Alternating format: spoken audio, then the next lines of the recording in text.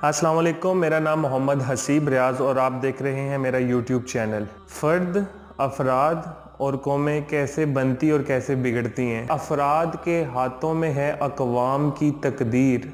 ये जो अफराद हैं इनके हाथों में ही अक़वाम की तकदीर होती है। अफराद के हाथों में है अक़वाम की तकदीर। हर फ़र्द है मिल्लत के मुक़द्दर का सितारा। भाईजान, हर फ़र्द जो है वो मिल्लत के मुक़द्दर का सितारा होता है। हम दूसरों को तो चेंज करना चाहते हैं, अपने आप को तब्दील करना नहीं चाहते, क्योंकि हम कहते हैं कि मुआशरा तब्दील हो जाए, कौम तब्दील हो जाए, कंट्री तब्दील हो जाए, लेकिन हम खुद तब्दील ना हो। मुआशरे को और कौम को बिगाड़ने के लिए वैसे तो बहुत सी चीज़ें हैं, लेकिन आज मैं दो डिस्कस कर रहा हूँ, क्योंकि ये किसी भी मुआशरे की रूट कॉज होती है। एक गुस्सा और एक झूठ। झूठ के बारे में एक हदीस है, सहाबा इकराम ने हजूर अकरम सल्लल्लाहु अलैहि वसल्लम से पूछा कि क्या मोमिन बुखील हो सकता है? तो आप सल्लल्लाहु अलैहि वसल्लम ने फरमाया जी हाँ। फिर सहाबा इकराम ने पूछा क्या मोमिन बुज़दिल हो सकता है? तो आप सल्लल्लाहु अलैहि वसल्लम ने फरमाया जी हाँ। लेकिन जब सहाबा इकराम ने ये पूछा कि क्या मोमिन झूठा हो सकता है? तो आप सल्लल्लाहु अलैहि वसल्लम ने फरमाया कि मोमिन झूठा नहीं हो सकता। अब जो झूठ है इसको रूट कॉज क्यों कहा गया है?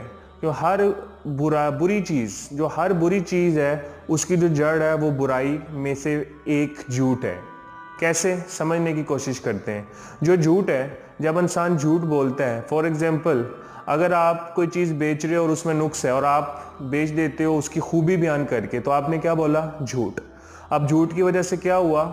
बेईमानी आपने की, तो झूठ की वजह से क्या जन्म हुआ? बेईमानी। आप ईमानदार तो ना हुए ना जब आपने झूठ बोला, नंबर एक। नंबर टू, अब जब आप झूठी गवाही देते हैं, झूठ बोलते हैं, तो आपने क्या किया? नाइंसाफ़ी। तो झूठ से क्या जनरेट हुआ? नाइंसाफ़ी। तो मुआशरे का जो बिगाड़ है वो शुरू हो जाता है किससे? झूठ से।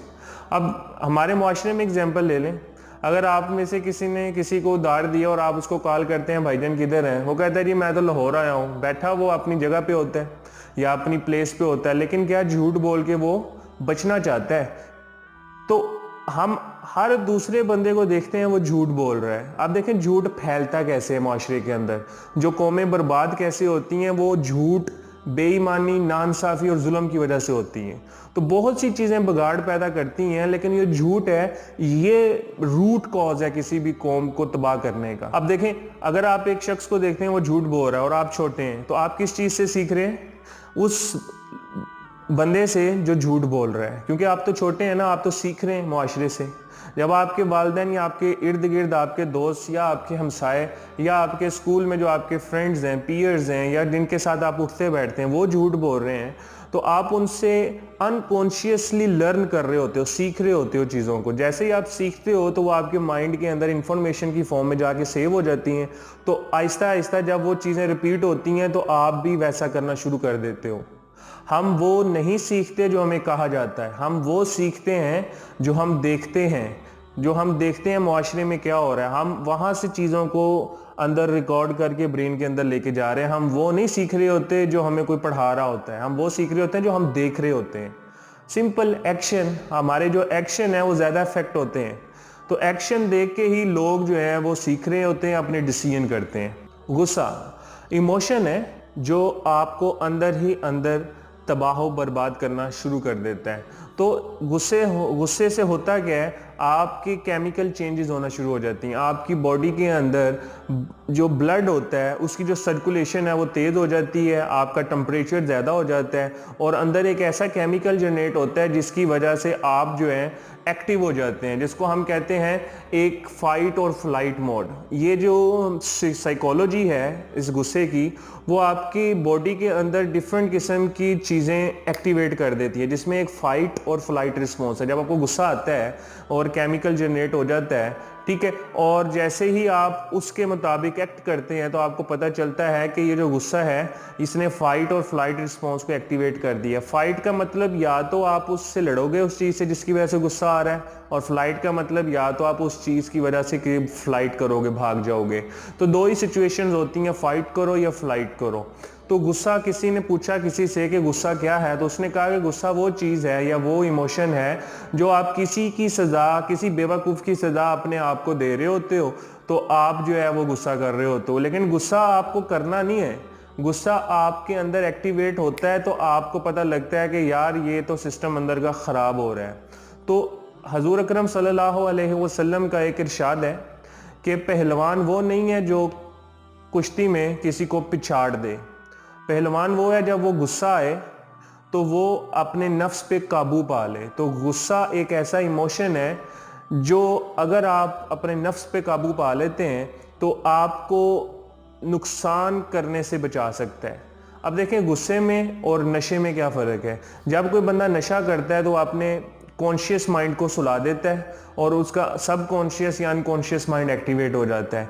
अब उसको नहीं पता वो क्या कर रहा है क्योंकि उसका कॉन्शियस माइंड साइड पे हो जाता है। जैसे कोई बंदा नशा करता है और वो नशे में पता नहीं क्या क्या चीज़ें करता है, तो वो गुस्से में भी ऐसे ही बंदा करता है। जब गुस्सा आता है 12 मिनट के लिए, 12 मिनट की गेम है, 12 मिनट की गेम में आपने अपने आप को चेंज करना है कि गुस्सा को कैसे काबू पाना है। हजूर अकरम सल्लल्लाहु अलैहि वसल्लम ने फरमाया कि अगर आपको गुस्सा आ रहा है, अगर आप खड़े हैं तो बैठ जाएं, बैठे हैं तो लेट जाएं, ठीक है।